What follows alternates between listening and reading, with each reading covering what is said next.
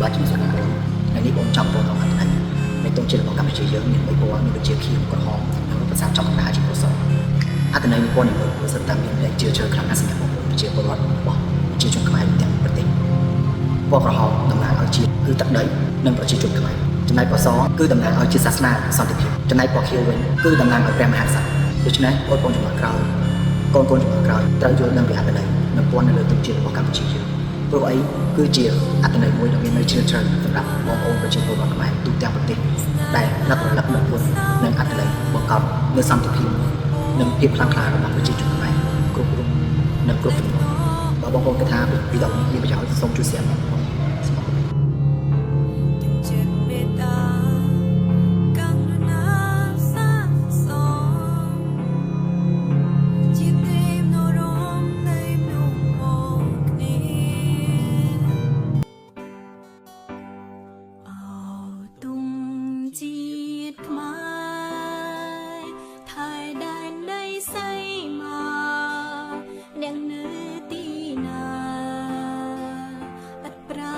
จี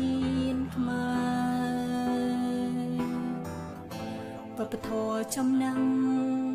จีนសង្